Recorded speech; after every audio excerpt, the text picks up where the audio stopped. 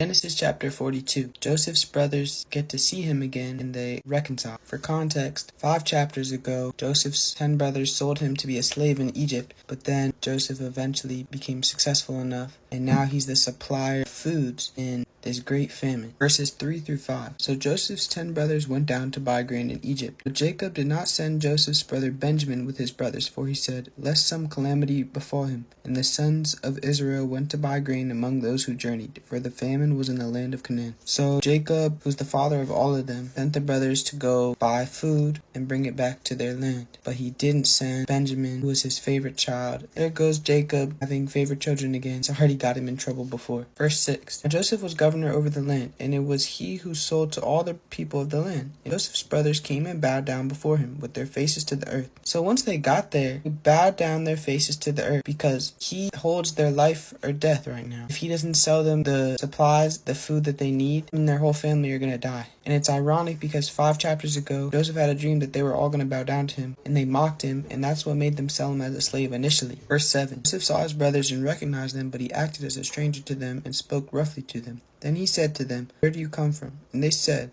from the land of Canaan to buy food. Joseph recognizes them. Of course he does. But he's going to act like he doesn't know who they are. And he's speaking roughly to them, not like in a mean way, but to disguise his voice. Joseph didn't want to reveal himself yet because he doesn't think that now is the right time for that. Verses 8 and 9. So Joseph recognized his brothers, but they did not recognize him. Then Joseph remembered the dreams which he had dreamed about them and said to them, you are spies. You have come to see the nakedness of the land. I'm sure Joseph is a little worried that, oh, what if they're still bad people? But no, he really just wants to test them and see, have they become better people? So he's accusing them of being spies, but he knows that they're not really spies. Verses 10, 11, and 13. And they said to him, no, my lord, but your servants have come to buy food. We are all one man's sons. We are honest men. Your servants are not spies. And they said, your servants are 12 brothers, the sons of one man in the land of Canaan. And in fact, the youngest is with our father today, and one is no more. In verse 11, they said that they're honest men. But then in verse 13, they say, one is no more. That one that is no more is Joseph. They're talking to Joseph. And it's not that they think that Joseph is dead. They just think he's still a slave. And they're ashamed to say to this governor, yeah, we sold our son as a slave. Because then he's definitely going to think that they're spies and bad people. Verses 15 through 16. In this manner you shall be tested. By the life of Pharaoh you shall not leave this place unless your youngest brother comes here. Send one of you and let him bring your brother, and you shall be kept in prison.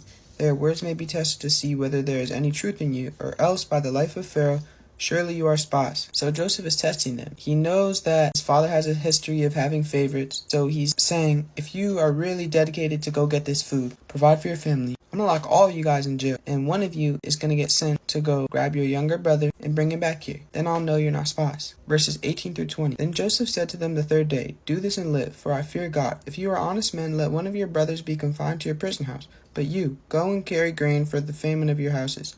And bring your youngest brother to me, so your words will be verified, and you shall not die. So the 3 days have gone, and no brother has volunteered to go get the youngest brother. So he says, fine, all of you guys can go except for one. I'm going to lock one of you guys up, and you go get your brother, take the grain with you, but don't leave your last brother here. He's still going to be in jail by himself. The rest of verse 20 and then 21. And they did so. Then they said to one another, we are truly guilty concerning our brother, for we saw the anguish of his soul when he pleaded with us, and we would not hear.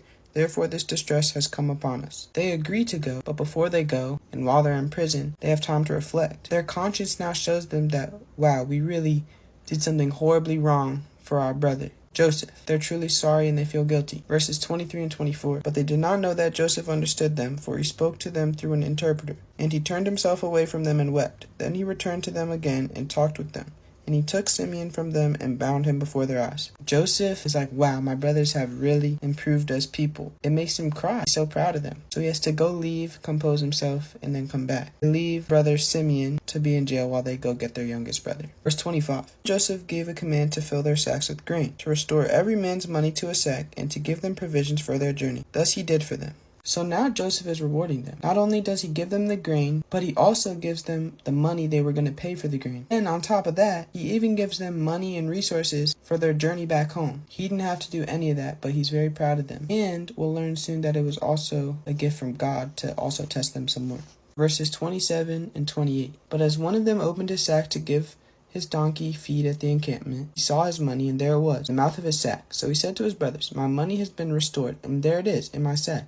Then their hearts failed them, and they were afraid, saying to one another, "What is this that God has done to us?" So midway back on their journey, one of them realizes, "Look at all this money I have in my sack." Instead of being happy and nice, they're like, "What did I do to deserve this?" They still feel guilty for selling Joseph as a slave, so they don't even know how to accept the gift they've just been given. Once they get back to their father, they explain everything, exactly how it happened, and they don't lie at all, because they're better people now. Verses 35 and 36. Then it happened as they emptied their sacks, that surprisingly each man's bundle of money was in his sack. When they and their father saw the bundles of money, they were afraid. And Jacob their father said to them, "You have bereaved me.